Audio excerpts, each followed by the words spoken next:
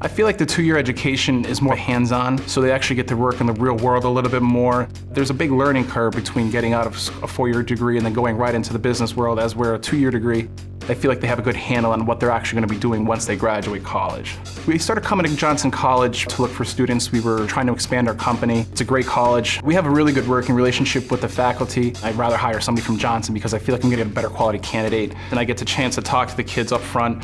I get to learn about their background right there on the spot. So it's a better fit for us to go get students from Johnson than some other place. They want to come to work. They want to learn new things. Technology is always changing.